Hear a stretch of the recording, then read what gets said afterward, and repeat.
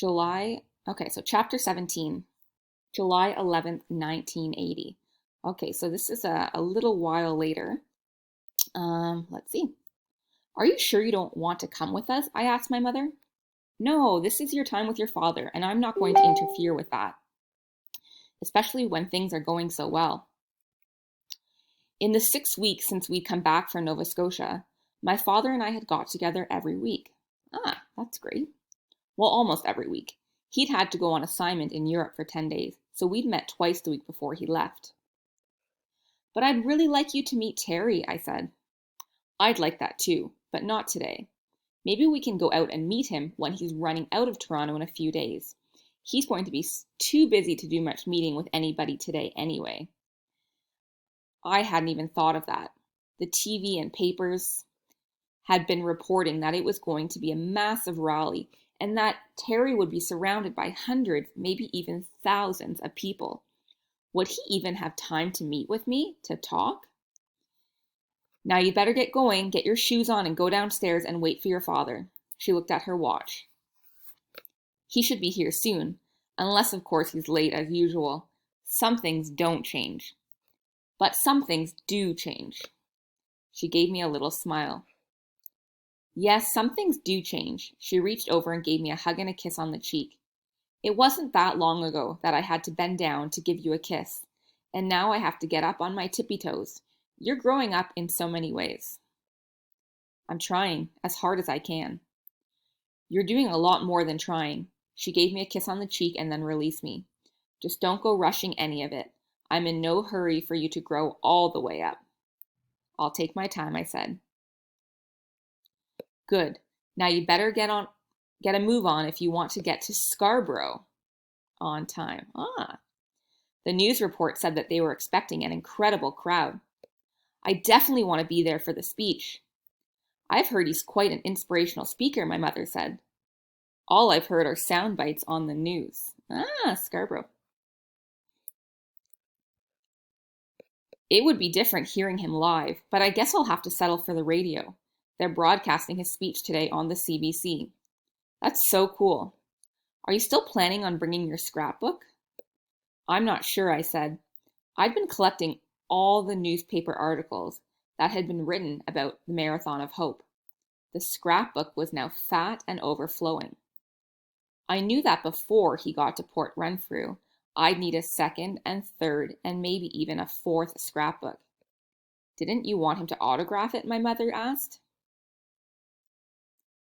I did, both Terry and Doug, but I don't know if I want to bother them. I'm not sure if I'll even be able to talk to Terry, I said. He may not have time. Unless I misread those postcards he sent you, he'll have time for you. Terry had been sending me postcards every week or so from along the route.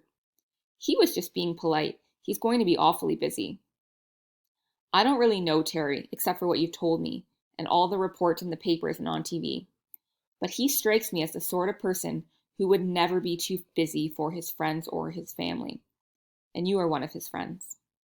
I smiled. I guess I am. Page 190. Good. I hear some people have been running along with him. Are you planning on running today? She asked. I'm not really sure. But just in case, I'm going to put on my running shoes, and I'm wearing a t-shirt, and I have shorts on under my pants. So, excellent.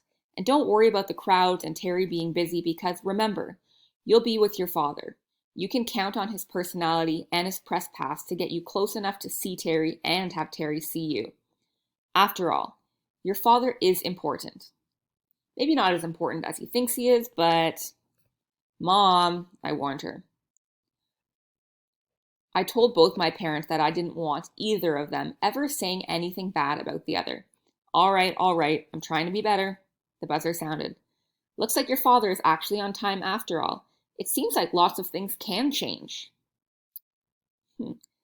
So how is Terry's father changing? What is he doing that he wasn't doing before? There's a parking spot, I exclaimed. My father hit the brakes and then eased us into the space.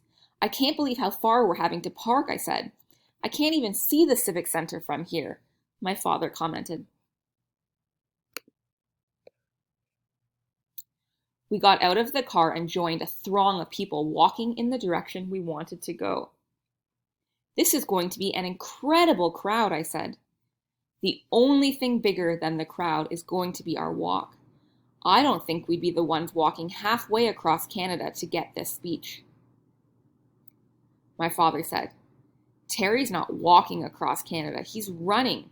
Besides, I don't think a little exercise is going to hurt you," I said as I reached over and patted him on the belly. "How about a little respect for your elders?" "I always try to give you as little respect as possible," I joked. "Can we walk a bit faster? I'm afraid we won't be able to get in."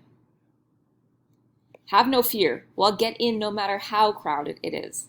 Remember, I'm the guy with the press credentials." "That's right. Mom even said that they'd never keep somebody like you out. You know, somebody really important." "She said that?" he asked. I could tell by the tone of his voice and his expression that he was both surprised and pleased. I nodded. Of course, I didn't say the part that she'd added to the end about him not being as important as he thought he was. "Your mother is a pretty remarkable woman. Bright, beautiful, and talented." "Mom?" "I guess the biggest mistake I ever made was letting her get away." As I remembered it, he was the one that got away, or ran away. I didn't say that, though. One of the things I was learning was when to talk and when to shut up. "No, that's wrong," my father continued. "That was the second biggest mistake I ever made." "What was the biggest?" I asked, and then instantly regretted asking. Was he going to tell me that leaving his first wife was his biggest mistake? "The biggest mistake I ever made was not spending enough time with my boys, both while I was married and afterwards. Marriages end, and a man and a woman are no longer husband and wife. But fathers and sons are always fathers and sons. That should never change. That's one mistake I'm trying to fix. I am trying," he said. I know. I wanted to say something more, but words just wouldn't come out. But maybe I didn't need to say anything. I think he already knew. We continued to move with the crowd, with and around the crowd. There had to be thousands and thousands of people, all of them moving toward the big building that I assumed was the Scarborough Civic Center. Henry, that's right by the Scarborough Town Center. Despite the crush of people, everybody was polite and friendly and smiling, and nobody was pushing or crowding against anybody else. We came to the end of a line that was funneling into one of the entrances to the building. My father moved along the side of the line, and I trailed behind him. There were 2 uniformed policemen standing at the door, and my father pulled out his wallet and showed them his ID. His press credentials. They waved him through, and he grabbed me by the arm and towed me along behind him. One of the perks of being a reporter is that you get in to see the most important or interesting or scary things that are happening. Those officers don't even know if I'm covering this story or if I'm just here out of curiosity. Have you given any more thought to the idea of being a reporter? I'm just working on having a good summer and a good start to grade 9 in the fall. Actually, I'd mentioned it to my guidance counselor at school, and she'd said she thought that might be the job for me. I hadn't said anything about it to my parents yet, but I was going to, when I was more sure. I knew it would make them happy, especially my father. It seemed only fair to want to make him happy, now that he was trying to do the same with me. The inside of the building was even more crowded than the outside.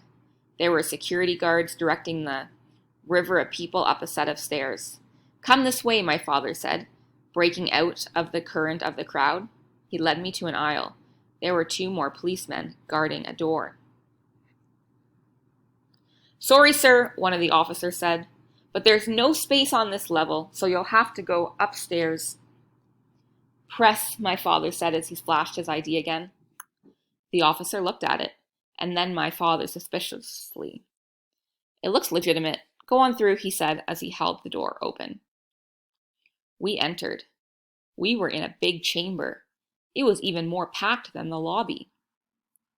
I looked up at the big, high ceiling. that seemed to soar right above the sky.